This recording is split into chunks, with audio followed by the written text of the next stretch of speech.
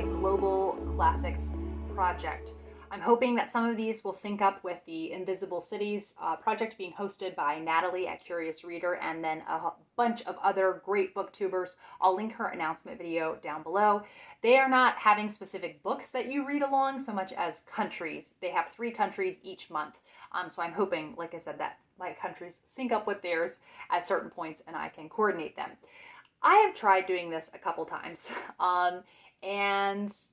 This past year, I decided to read French literature. I was just going to focus on one country a year. And I got stuck in Cousin Bette and then just never kept going. I couldn't make up my mind if I wanted to DNF Cousin Bette, and then the project just was at a standstill there. So here I am, another year, trying again. I only have 9 books this time. We're going to see how this goes. Okay, firstly, starting off the year, very ambitious. I'm getting this one, the one I am the most intimidated, all right, tied. Most intimidated is Crime and Punishment by Dostoevsky. I've never attempted this. It is a giant mystery, so, I should want to read it. It's supposed to be a really iconic mystery. We're going to see how this goes. We'll see. Okay, then, so that would be obviously for Russia. Then in, I think it's May and June. I think that's what it is. I have to check again, but I am reading in a group hosted by Leo from A Little Book Life, and lots of other really fun people. We're reading The Magic Mountain by Thomas Mann.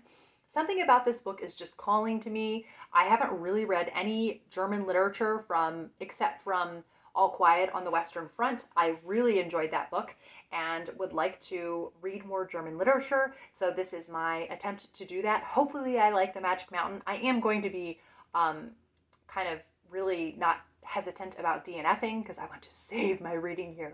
I don't want, one book that I wasn't meant to read to kind of really throw off my reading year, if that makes sense. Next on the list is A Grain of Wheat by Ngũgĩ wa Thiong'o. And this is a Kenyan book. And I don't actually know that much about it. I know it's kind of like striving and working really hard just to get ahead, I think. And it's not really working. I am going in fairly blind to this one, but I haven't read really any thing from... I've read no Kenyan literature. The only kind of things that I've read from that part of the world are Chimamanda Ngozi Adichie's books. So I want to, really continue to widen my outlook. And then some Italian literature. I want to read The Garden of the Finzi-Continis by Giorgio Bassani. This is one that I had recommended from my pastor, actually. He was an English major and was reading this last year and was like, Kate, you have to read this. It's so beautiful. I think it's going to be really painful. I'm pretty sure it is like mandatory reading for Italian school children, and it just sounds really bittersweet, and like it would be a book that would really stay with me, give me a book hangover, that kind of thing. And I think I'm up for it. Okay, then, I am doing this in February because if I wait any longer, I will not have any courage left in me to do it. And that is the Iliad. In reading,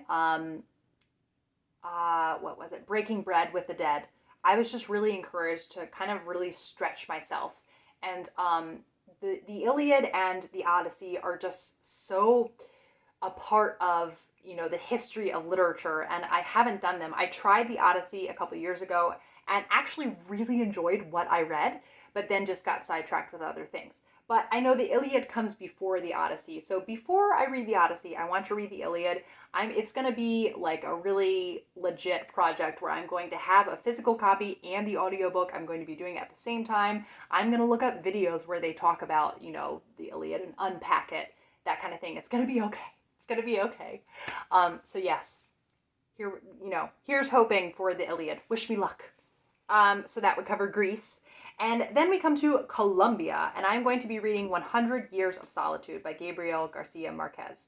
I'm worried this book will be too quiet for me, but I want to try it. I've really not read hardly any Latin literature, so I'm going to give it a try. We're going to see how it goes. Then I wanted to read something from either China, Japan, or Korea. But finding classics, like the kind of time periods that I would be interested in, like 19th century, 20th century, it's really hard to find translated ones of those from China. So I'm going a little bit more recent, and I'm trying for Naked Earth by Eileen Chang. This sounds really powerful and moving, and I feel really hopeful about it. So hopefully it is, a book that I could enjoy, a book that I could learn a lot from. Yeah, I'm gonna give it a go. And then Growth of the Soil by Knut Hamsun. This won the Nobel Prize. It is a Norwegian book published in 1917, and something about it just seems like it will be very kind of all-encompassing in the writing style. A lot to do with humanity's interactions with nature. It just sounds really powerful and kind of similar, I want to say, to the vibes in Kristen Lavrenstatter by Sigrid Undset. I'm really hoping it's going to be kind of another one like that, and it's from a similar part of the world. We're going to see how it goes. And then lastly, an author from Barbados, George Lumming, and it is In the Castle of My Skin. So this, I think, is going to be a lot about his experience living in a colonialized nation and what that was like for him. And it sounds like it's going to be very hard-hitting, but very good. It's a very iconic book. So yes, this is my modest attempt at reading more global classics. Like I said, I have not read a lot of translated works, so I want to fix that. Hopefully this year will be the year, right, where I picked all amazing ones. We're gonna see how it goes. We're gonna see. So yes, thank you for watching as always, and I'll keep you updated on this. They'll be in my wrap-ups, and maybe at the end of the year, if I was completely successful, I could just put them all in a video and rank them. Wouldn't that be exciting? We'll see if it happens. So I am gonna stop talking now because I feel like I'm just going on, and I will be back for another video soon. Thank you as always for watching, and have a lovely day. Bye.